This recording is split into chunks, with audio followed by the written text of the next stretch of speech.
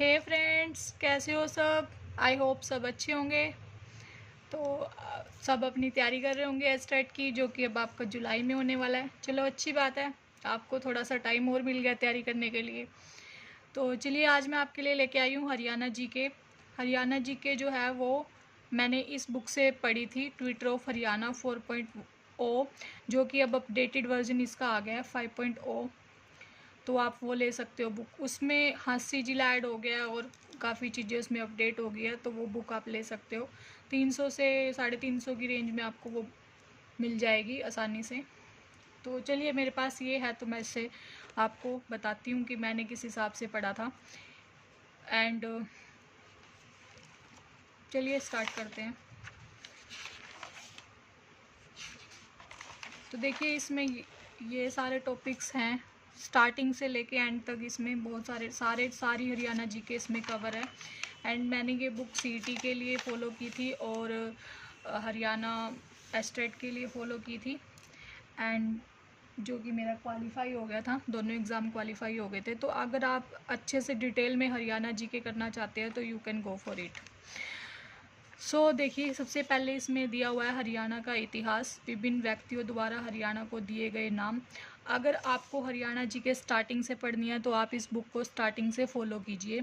सबसे पहले आप हरियाणा का इतिहास पढ़िए, उसके बाद आपके हरियाणा का प्राचीन इतिहास पढ़िए। सारा पढ़ने के बाद आप फिर एक एक करके डिस्ट्रिक्ट्स पे जाइए, देन उसके क्वेश्चंस प्रैक्टिस कीजिए। मैंने ये बुक किस हिसाब से पढ़ी थी, तो मेरे पास उस टाइम कम टाइम था, क्योंकि साथ ही साथ मुझे एस्टेट भी देना था और सीटी की तैयारी भी करनी थी। तो मैंने इसमें से इम्पोर्टेंट जो टॉपिक्स हैं वो किए थे, जिसमें से मेरे को क्वेश्चन, जो टॉपिक मेरे को नहीं आता था वो टॉपिक मैंने इसमें पहले कवर किया था इस बुक में से। तो आपके पास अगर ज़्यादा टाइम है, अगर आप आगे सीटी मेंस की तैयारी भी कर रहे हो साथ साथ, तो आप इसको डिटेल में जा सकते हो, स्टार्टिंग से लेके एंड तक इस बुक को फॉलो कर सकते हो। अगर आप सिर्फ एस्टेट की तैयारी कर रहे हो तो आप इसमें से इम्पोर्टेंट टॉपिक पढ़ सकते हो, जो कि पहले एग्जाम्स में पूछे गए हैं। एस्टेट की एक अच्छी बात यह है कि एस्टेट में क्वेश्चंस रिपीट आ जाते हैं, तो आप अच्छे से प्रीवियस 4-5 साल के क्वेश्चन पेपर अच्छे से स्टडी करिए एंड देखिए वहाँ किस हिसाब से, किस टॉपिक से कितने क्वेश्चन पूछे जा रहे हैं। तो आप इस बुक से वो वाले क्वेश्चंस या वो वाला टॉपिक अपना कवर कर सकते हैं। ठीक है, तो चलिए इस बुक में से हम देख लेते हैं आज कौन सा टॉपिक देखते हैं। हरियाणा की झीलें देख लेते हैं। 80 पेज नंबर 80 पे है जो। अगर आप ये बुक पूरी मेरे साथ कवर करना चाहते हैं तो यू कैन कमेंट, मैं पूरी कोशिश करूँगी। तो चलिए देख लेते हैं हरियाणा की झीलें। तो जो हरियाणा की झीलें हैं वो मेनली हम 5 झील पढ़ते हैं। हरियाणा में 5 झील हैं जो मेनली हैं आपकी। एंड सबसे पहले जो गुरुग्राम की झीलें हैं वो दी हुई है यहाँ पे। दमदमा झील, यह हरियाणा की बड़ी झील है। यह झील 3000 एकड़ में फैली है। इसका निर्माण सन 1947 में अंग्रेजों द्वारा किया गया था। तो ये सबसे बड़ी झील मानी जाती है हमारी दमदमा झील, जो कहाँ पे है, गुरुग्राम में है। एंड नेक्स्ट आ जाती है हमारी सुल्तानपुर झील। सुल्तानपुर झील भी हमारी गुरुग्राम में है, गुरुग्राम के फरूक नगर में स्थित है। यहाँ पर प्रवासी पक्षी पहुँचते हैं। इस झील को देखने के लिए लोग दूर दूर से आते हैं। और ख़ासियत क्या है इस झील की, साइबेरियन सार्स जो पक्षी होता है हमारा, वो आता है यहाँ पे, रूस से आता है। तो ये इसकी खासियत है। पूछा जाता है क्वेश्चन में कि सुल्तानपुर झील की जो आकर्षक जो पॉइंट है वो क्या है, तो यहाँ पे साइबेरियन सार्स जो पक्षी है वो इसका आकर्षक पॉइंट है। उनके साथ पक्षी हवा में उड़कर आते हैं। जो हवा चलती है या तेज़ धारा चलती है, उनके साथ जो पक्षी हैं वो उड़कर आ जाते हैं। नेक्स्ट हमारी रहती है खलीलपुर झील। यह भी गुरुग्राम में स्थित है। बसई झील गुरुग्राम में है ये भी। सोहना झील, सोहना गर्म पानी का चश्मा जिसे हम बोलते हैं, गर्म पानी का चश्मा, जो कहाँ पे है, गुरुग्राम में है। ठीक है, ये 5 झीलें हमारी गुरुग्राम की हैं। फरीदाबाद की झीलें पढ़ लेते हैं हम। फरीदाबाद में कौन कौन सी झील है। भड़कल झील है फरीदाबाद में, 2000 एकड़ में फैली है तथा NH 44 के पास है ये, और सन 1947 में इसका निर्माण किया गया था। सूरजकुंड झील, सूरजकुंड जहाँ पे सूरजकुंड मेला लगता है, सूरजकुंड झील भी हमारी फरीदाबाद में है। इसका निर्माण किसने करवाया था, राजा सूरजमल तोमर ने करवाया था। तो ये क्वेश्चन आता है, सूरजकुंड मेले पे एक क्वेश्चन आता है, या सूरजकुंड मेले का एक question theme, state theme. Surajkund तो पक्का इंपॉर्टेंट है एग्ज़ाम के लिए, चाहे आप सीटी दे रहे हैं चाहे आप एस्टेट दे रहे हैं। तो सूरजकुंड झील का जो निर्माण है वो किसने करवाया था? राजा सूरजमल ने करवाया था 11वीं शताब्दी में। यह झील उगते हुए सूरज के लिए प्रसिद्ध मानी जाती है। विश्व के उगते हुए सूरज का देश किसको माना जाता है? जापान को। देखिए यहाँ पे एडिशनल नॉलेज है ये इस बुक में कि विश्व में जो उगते हुए सूरज का देश है वो किसको मानते हैं? जापान में। भारत का राज्य जो है वो अरुणाचल प्रदेश है, जहाँ पे सबसे पहले जो है वो सूरज निकलता है। दोन झील फरीदाबाद में है, मयूर झील फरीदाबाद में है, अनंतपुर झील फरीदाबाद में है। ठीक है, तो यहाँ पे आपको क्या करना है, जो आपके क्वेश्चंस इंपॉर्टेंट है ना, जो मतलब कि एग्ज़ाम में पूछे गए हैं, जैसे दमदमा झील पूछी है, इसको हाईलाइट कर लेना है। हाईलाइट की ये वाला क्वेश्चन आ सकता है, और इसको जैसे मैंने कुछ टॉपिक्स में इसमें देखो पीछे हाईलाइट किया हुआ है इस बुक में इस तरीके से, तो इसमें हाईलाइट कर लेना है। जैसे सोहना झील है वो वेरी इंपॉर्टेंट है, तो इसको हाईलाइट कर लेना है। जिस हाईलाइट का क्या फ़ायदा होता है कि आप लास्ट टाइम में अगर रिवीजन कर रहे हो तो वो वाले पॉइंट्स आप एकदम से पढ़ लेते हो, जो कि एग्ज़ाम में आने के ज़्यादा चांसेस होते हैं। चलिए आगे देख लेते हैं मेवात की झीलें। मेवात की झीलें कोटला झील, संगेल झील, चंदेली झील, उजीना झील सभी मेवात की झीलें हैं। टिक्करताल झील पंचकुला में है। बिदक्यार झील हमारी कहाँ पे है? कैथल में है। सनहित झील जो कि हमारा ब्रह्म सरोवर है कुरुक्षेत्र में, 7 नदियों का संगम माना जाता है। ठीक है, वैसे देखो इसमें बहुत सारी झीलें हैं, लेकिन मेनली HSSC जो मानती है ना वो 5 झीलें मानती है। ठीक है, लेकिन आपको सब याद रखनी है। होडल झील कहाँ, ढपचिक झील कहाँ? होडल पलवल में है।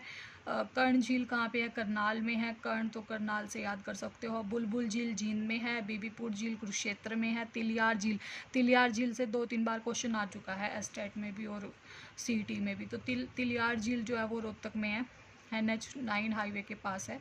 ब्लू बर्ड जो है वो हिसार में है। ब्लैक बर्ड जो है वो हांसी में है। चिल्ली झील जो है वो फतेहाबाद में है। शोभो सागर झील नारनौल में है। सुखना झील आपकी चंडीगढ़ में है। चंडीगढ़ की भी याद रखनी ज़रूरी है, क्योंकि जो हरियाणा की जो कैपिटल लगती है हमारी चंडीगढ़ लगती है। तो सुखना झील कब बनी थी? सन 1958 में बनी थी, जो कि 188 एकड़ में फैली हुई है। और इसका जो निर्माण है वो 1958 में करवाया गया था। शिवालिक पहाड़ी की तलहटी में स्थित है। और यहाँ पे देखिए नोट, जो मैं चीज़ आपको बता रही हूँ ना कि HSSC के अनुसार हरियाणा में 5 ज़िले हैं। तो अगर टोटल नंबर ऑफ झील्स आ जाता है तो 5 करना है, बाकी अगर इन बाय नेम आ जाती हैं तो आपको याद होनी चाहिए। ठीक है, अब इसके क्वेश्चंस देख लेते हैं। इस बुक में अच्छी बात यह है कि कंसेप्ट प्लस क्वेश्चंस दिए हुए हैं, तो आप साथ के साथ प्रैक्टिस भी कर सकते हैं। तो चलिए स्टार्ट करते हैं। फरीदाबाद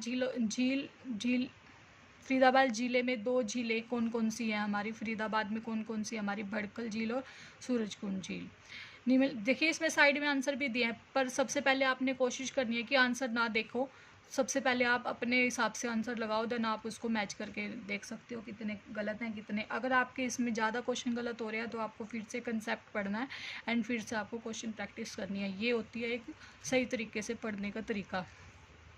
निम्नलिखित में से कौन सी झील एक मानव निर्मित झील है? मानव निर्मित झील जो हमारे द्वारा बनाई गई है, तो सुखना झील इसका आंसर हो जाएगा। कहाँ पे है? चंडीगढ़ में। दमदमा झील किस जिले में है? गुरुग्राम में। झज्जर में लगभग क्या है? 16,000 एकड़ जलाक्रांत भूमि है, मतलब जहाँ पे जल ज़्यादा पाया जाता है। निम्नलिखित में से कौन सी झील NH2 पे है या NH44? ये इसका NH2 पुराना नाम है, NH44 इसका नया नाम है। तो NH44 पे कौन सी झील है? डबचिक झील, जो आपकी कहाँ पे है? होडल पलवल में है। ब्रह्म सरोवर को पानी की आपूर्ति निम्नलिखित से किस नहर द्वारा की जाती है? ब्रह्म सरोवर में नरवाणा ब्रांच नहर से की जाती है। किस झील पर बसंत ऋतु में लावर शो का आयोजन किया जाता है? भड़कल झील पे।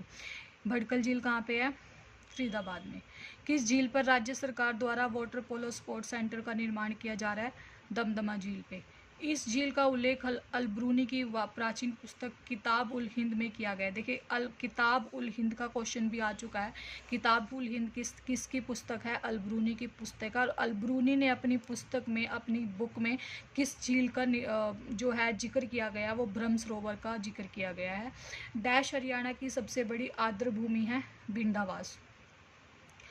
गुरुग्राम में निम्नलिखित में से कौन सी झील मौजूद है? दमदमा झील। फरीदाबाद के पास बड़खल झील किस पर्वतमाला में? अरावली पर्वतमाला में।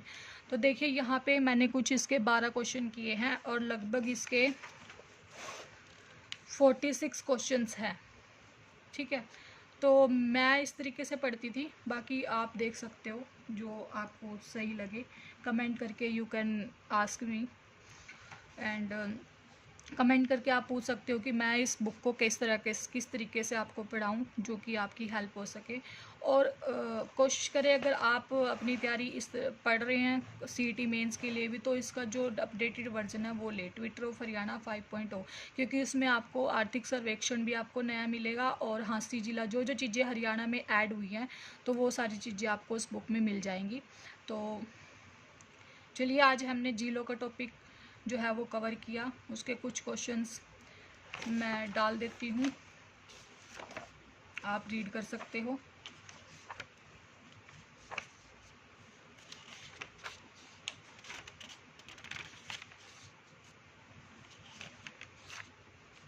तो चलिए, आज के लिए इतना ही करते हैं, बाकी मिलते हैं नेक्स्ट वीडियो में। Thank you for watching.